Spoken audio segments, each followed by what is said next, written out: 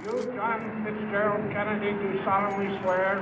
I, John Fitzgerald Kennedy, do solemnly swear. That you will faithfully execute the office of President of the United States. That I will faithfully execute the office of President of the United States. And will, to the best of your ability. And will, to the best of my ability. Preserve, protect, and defend the Constitution of the United States. Preserve, protect, and defend the Constitution of the United States. So help you God. So help me God.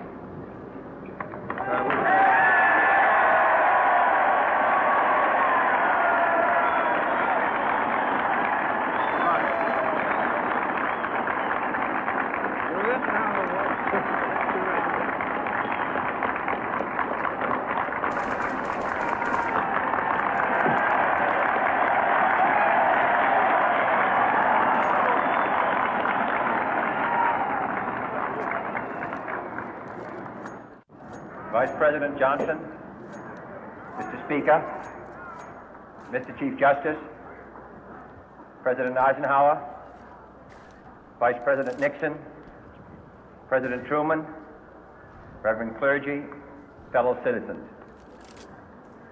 We observe today not a victory of party, but a celebration of freedom, symbolizing an end as well as a beginning, signifying renewal as well as change.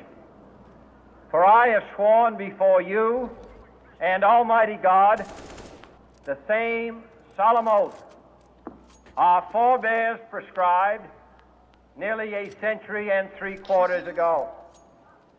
The world is very different now, for man holds in his mortal hands the power to abolish all forms of human poverty and all forms of human life. And yet the same revolutionary beliefs for which our forebears fought are still at issue around the globe. The belief that the rights of man come not from the generosity of the state, but from the hand of God. We dare not forget today that we are the heirs of that first revolution.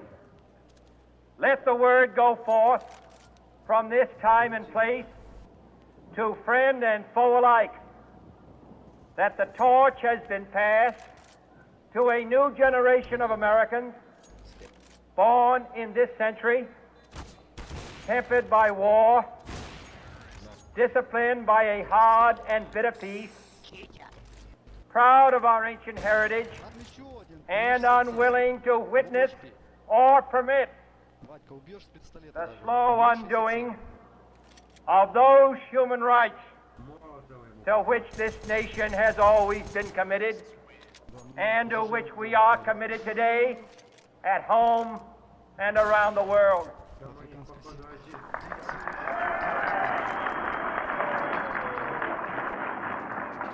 Let every nation know, whether it wishes us well or ill, that we shall pay any price, bear any burden, meet any hardship, support any friend, oppose any foe, to assure the survival and the success of liberty.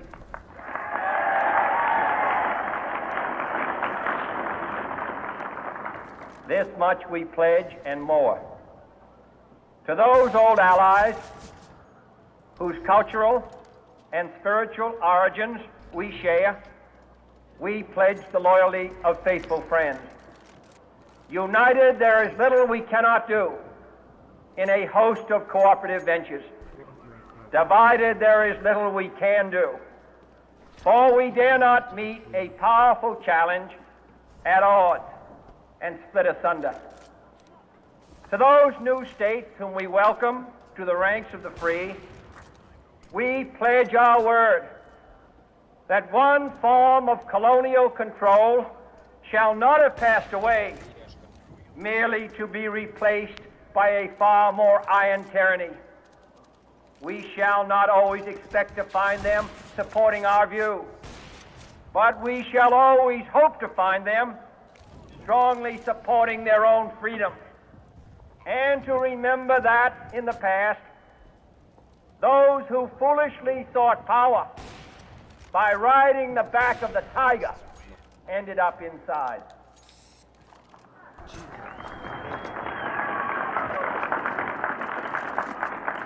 To those people in the huts and villages of half the globe struggling to break the bonds of mass misery, we pledge our best efforts to help them help themselves for whatever period is required, not because the communists may be doing it, not because we seek their votes, but because it is right.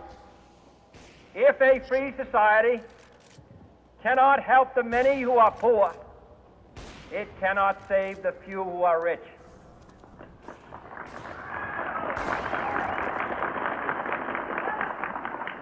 To our sister republics south of our border, we offer a special pledge to convert our good words into good deeds, in a new alliance for progress, to assist free men and free governments in casting off the chains of poverty.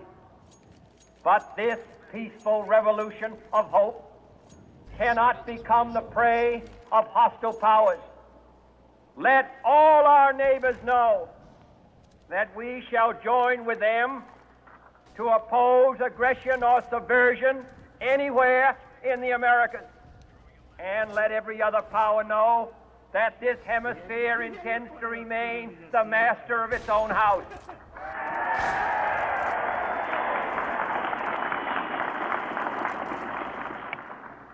To that World Assembly of Sovereign States, the United Nations, our last best hope, in an age where the instruments of war have far outpaced the instruments of peace, we renew our pledge of support to prevent it from becoming merely a forum for invective, to strengthen its shield of the new and the weak, and to enlarge the area in which its writ may run. Finally, to those nations who would make themselves our adversary, we offer not a pledge, but a request that both sides begin anew the quest for peace. Before the dark powers of destruction, unleashed by science, engulf all humanity in planned or accidental self-destruction, we dare not tempt them with weakness, for only when our arms are sufficient beyond doubt can we be certain beyond doubt that they will never be employed. But neither can two great and powerful groups of nations take comfort from our present course, both sides overburdened by the cost of modern weapons, both rightly alarmed by the steady spread of the deadly atom, yet both racing to alter that uncertain balance of terror that stays the hand of mankind's final war. So let us begin anew, remembering on both sides that civility is not a sign of weakness, and sincerity is always subject to proof. Let us never negotiate out of fear, but let us never fear to negotiate.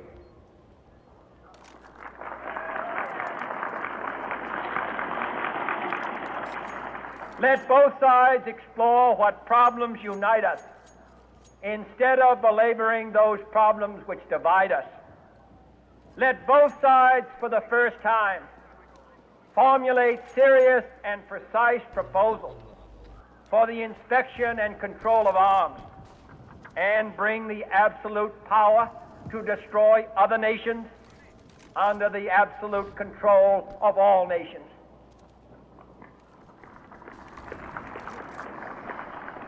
Let both sides seek to invoke the wonders of science instead of its terrors. Together, let us explore the stars, conquer the deserts, eradicate disease, tap the ocean depths, and encourage the arts and commerce. Let both sides unite to heed in all corners of the earth the command of Isaiah to undo the heavy burden and let the oppressed go free. And if a beachhead of cooperation may push back the jungle of suspicion, let both sides join in creating a new endeavor, not a new balance of power, but a new world of law, where the strong are just, and the weak secure, and the peace preserved. All this will not be finished in the first 100 days, nor will it be finished in the first 1,000 days, nor in the life of this administration, nor even perhaps in our lifetime on this planet. But let us begin.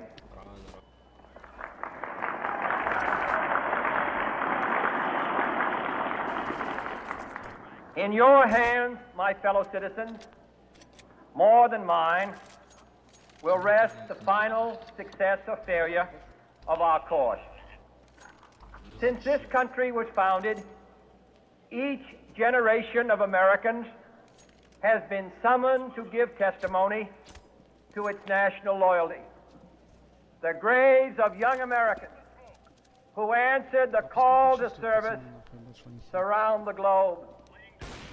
Now the trumpet summons us again, not as a call to bear arms, though arms we need, not as a call to battle, though in battle we are, but a call to bear the burden of a long twilight struggle, year in and year out, rejoicing in hope, patient in tribulation, a struggle against the common enemies of man, tyranny, poverty, disease, and war itself. Can we forge against these enemies a grand and global alliance, north and south, east and west, that can assure a more fruitful life for all mankind? Will you join in that historic effort?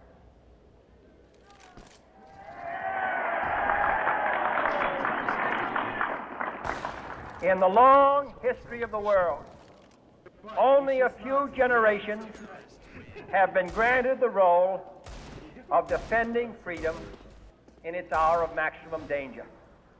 I do not shrink from this responsibility. I welcome it.